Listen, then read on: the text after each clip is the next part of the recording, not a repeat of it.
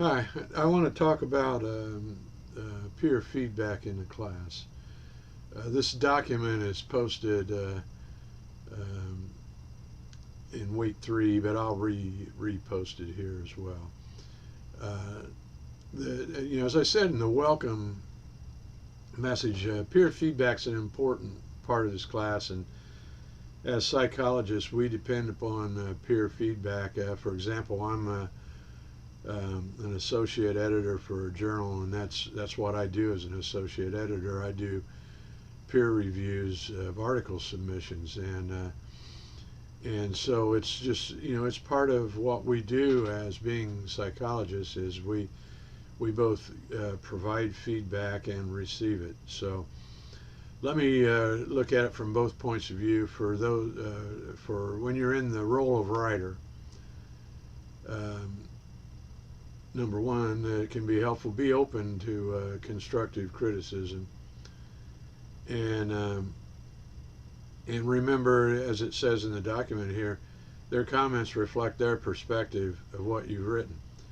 So don't take it personal. It's not about you. It's just about what was written, and it's simply their perception. So their feedback, it should be helpful. Most of the time, it is. I know in this class in the past, especially for week 3, the annotated bibliography, week 5, the PowerPoint presentation, and the week 9, the final paper draft, the peer feedback really makes a difference because it helps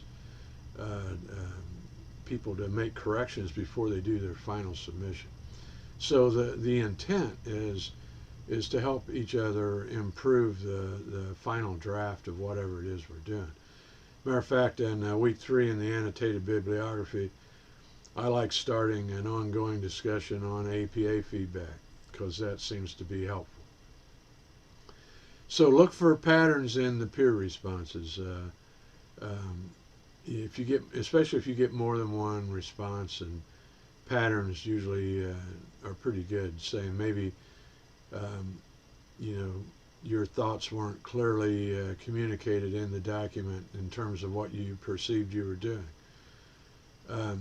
I don't recommend you begin revising till you've received all your peer responses.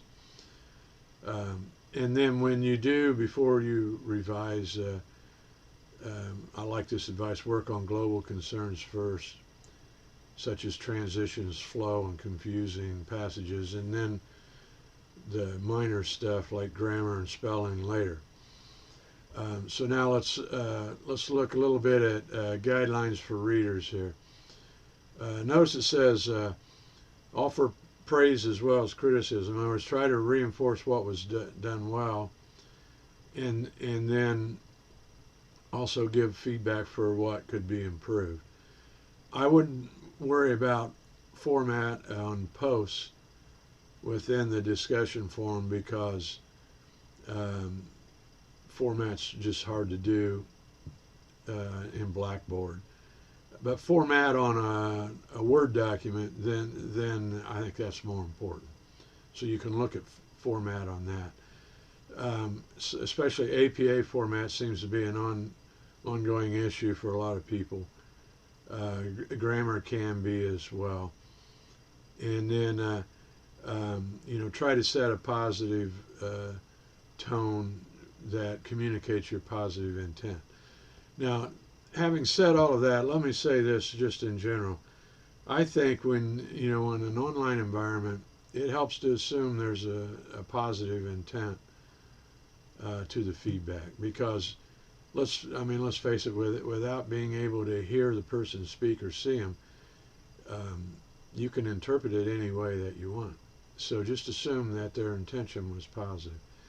Then, the other thing that reminds me, sometimes, at holiday time when extended families get together, there's always that aunt or uncle you haven't seen for ages that shows up, and they give you a gift that, it's just, let's face it, it's just not that great. It's not something that you would ever use. But what do you say? You say to them, you say thank you, and then you re-gift it to someone else, or you put it in a drawer it's not anything you're ever going to use. Well, I think feedback on documents is kind of in that same category. Some of the feedback is really meaningful. It's right on target. It helps you do a revision, and you get a better grade out of your paper as a result. Excuse me. And then other feedback just doesn't amount to anything. It doesn't mean anything to you, or you don't agree with it. And what do?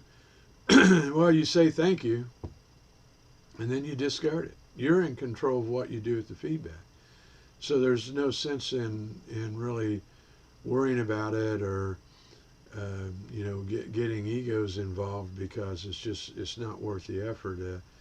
It's just feedback, and like I say, it's either helpful or it's not. But I do want to encourage you to participate in the peer feedback, both in giving it and receiving it. And I think by the end of the course, I think you'll agree that overall that the peer feedback was more constructive and more helpful than not. Thanks.